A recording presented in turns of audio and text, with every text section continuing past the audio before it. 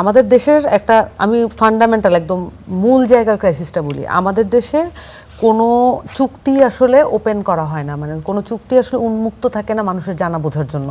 কোনো ওয়েবসাইট থাকে না, কোনো জায়গায় এটা যোগ করে কিছু কিছু দেশের করা শর্ত থাকে, নাহলে আপনাকে লোন দিবে না। এগুলা চাইলে আপনি এবার করতে পারেন।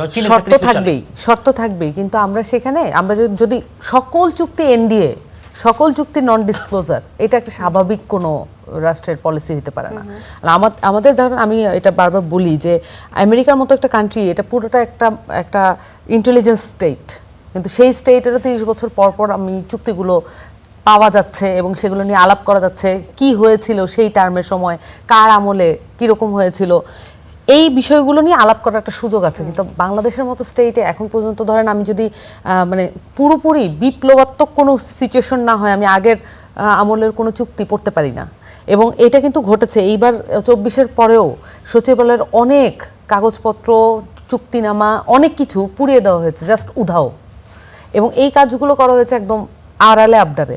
যখন পলিটিক্স নিয়ে আমরা বেশি কথা বলি, তখন কিন্তু এই সূক্ষ্ম বিষয়গুলো চোখের আড়ালে থেকে যায়। এখন আমাদের যে ধরেন মার্কিন চুক্তিতে, আমি আমার অবস্থান পুরোপুরি পরিষ্কার করে বলি যে এই মার্কিন চুক্তি বাংলাদেশের একটা পরাধীনতার একটা দাসত্বের একটা দাসখত হয়েছে, এটা আর কিছুই হয় নাই।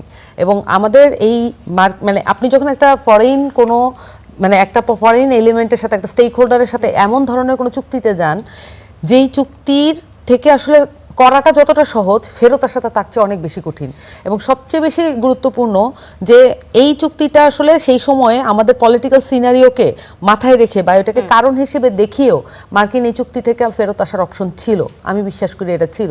ফরেন ডিপ্লোমেসি এমন নয় যে এখান থেকে ওই নুকস অ্যান্ড ক্র্যানিজ এগুলো ব্যবহার করা যায় না, এটা আমি বিশ্বাস করি না। এবং আমি মনে করি যে এই 72 ঘন্টা আগে এই চুক্তিটা করে আসলে এক ধরনের একটা সেটেলমেন্ট করা হয়েছে, সেফ এক্সিটের একটা সেটেলমেন্ট।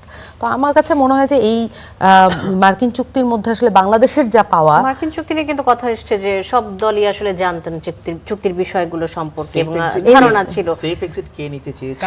আমি আমার পার্টির জায়গাটা বলি যে এই যে এনসিপির কোনো ফোরামের সাথেই এটা কোনো ধরনের কোনো আলাপ হয়নি পলিটিক্যাল পার্টি হিসেবে। এখন আমি দেখেছি যে সকল পলিটিক্যাল পার্টি এটাকে অস্বীকার করতে যাচ্ছে। দেখুন, আপনি যেটা প্রশ্ন করেছেন, দেখেন একটা ইন্টারিম গভর্নমেন্টের সময়ে আসলে প্রত্যেকটা উপদেষ্টার উপরে আমাদের অনেক ধরনের আশা ভরসা আসলে নিয়োজিত ছিল, কিন্তু কোনোভাবেই আমরা এমন কোনো চুক্তি, এমন কোনো পলিটিক্যাল অবস্থান বা এমন কোনো কিছুই যেটা চাইনি যেটা আসলে স্থায়ীভাবে আমাদেরকে ক্ষতিগ্রস্ত করতে পারে বা উপকৃত করতে পারে। কিন্তু উপকৃত করার কথা কিন্তু আমরা বলেছিলাম, আমরা সংস্কারের কথা বলেছিলাম, কিন্তু ওই যে ডক্টর ইউনূস যে বললেন ছোট প্যাকেজ আর বড় প্যাকেজ, এখন পর্যন্ত আমরা জানতে পারলাম না ছোট প্যাকেজে কি ছিল আর বড় প্যাকেজে কি ছিল। তো এই কথাটা মানে দেশের অভ্যন্তরে আমরা যেগুলো এক্সিকিউট করতে পারতাম সেই কাজগুলো কিন্তু আসলে করা হলো না। কিন্তু অন্যদিকে বড় চুক্তি যেগুলো হচ্ছে মার্কিন চুক্তির মতো এরকম একটা বড় চুক্তি যেখান থেকে ফেরত আসা অনেক বেশি টাফ হয়ে যায়, সেই ধরনের চুক্তিতে আসলে 3 দিন আগেও এটা সম্ভবপর হয়েছে। ওই একনাকে এটা বিল পাস করানো, এই তাড়াহুড়াটা করা, এবং সেই সময় আপনি জানেন যে পুরো একটা টালমাটাল অবস্থা চলছে। এটা কি ইন্টারিম গভর্নমেন্ট বুঝতে পারছিলেন না? এটা তো অসম্ভব, কারণ তারাই তো আসলে নির্বাচনটা আয়োজন করছেন।